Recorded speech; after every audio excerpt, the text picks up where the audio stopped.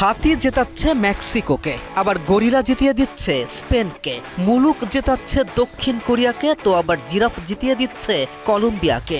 গোটা একটা চিড়িয়াখানা জুড়ে বিশ্বকাপকে কেন্দ্র করে পশুদের দিয়ে করানো হচ্ছে ভবিষ্যৎবাণী। খাঁচার ভেতরে থাকা পশুগুলো নিজেরাও হয়তো কনফিউজড, কে কাকে নিয়ে মজা নিচ্ছে। মানুষগুলো পশুদের নিয়ে, নাকি পশুগুলো মানুষের এমন অদ্ভুত কাণ্ড জ্ঞানহীন কর্মকাণ্ড দেখে।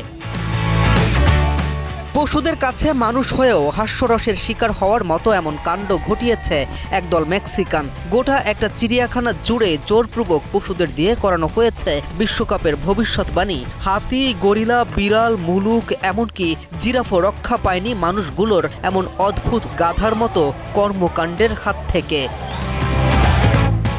2010 সালে কাকতালীয়ভাবে অক্টোপাসের ভবিষ্যৎবাণী মিলে গিয়ে স্পেন চ্যাম্পিয়ন হওয়ার পর থেকেই প্রতি আসরে মানুষের এমন অদ্ভুত চিন্তার বলি হয় কোনো না কোনো প্রাণী। কখনো উট দিয়ে ভবিষ্যৎবাণী করানো হয়, কখনো টিয়া, আবার কখনো বিড়াল দিয়ে। বাস্তবিক অর্থে যার কোনো ভিত্তি নেই কোনো রকমের বৈধতাও, অথচ উন্নত বিশ্বের আপডেট মানুষজন ভবিষ্যৎ জানতে রীতিমতো দ্বারস্থ হয় অবলা প্রাণীদের। চিড়িয়াখানায় এক পর্যায়ে দুটি হাতির সামনে রাখা হয় দুই ধরনের প্রতীকী বিকল্প।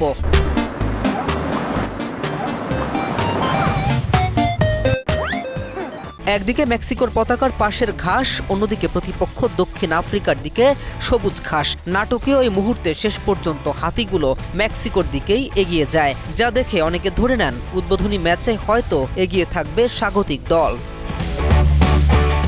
এছাড়া চেনচি ও ফাউস্তিনা নামের দুটি গরিলার সামনে ঝুলিয়ে দেয়া হয় বিশেষভাবে তৈরি পিনিয়াটো, যেখানে রাখা ছিল খেলোয়াড়দের জার্সির আদলে উপহার। একটিতে ছিল স্পেনের প্রতীক, অন্যটিতে উরুগুয়ের। দর্শকরা অপেক্ষা করেন কোনটি বেছে নেয় প্রাণীরা।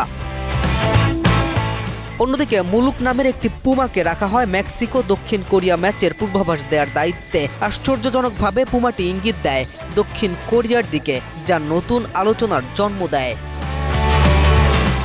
আর কলম্বিয়া ডিআর কঙ্গো ম্যাচ নিয়েও ব্যবহার করা হয় এক অভিনব উপায়। জিরাফের সামনে রাখা হয় প্রতীকী উপহার, যাতে তার আচরণ থেকেই বোঝার চেষ্টা করা হয় সম্ভাব্য ফলাফল।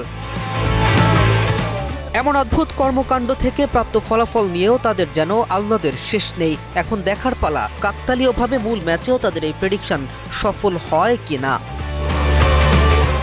কে এম রাফিন, নিউজ 24।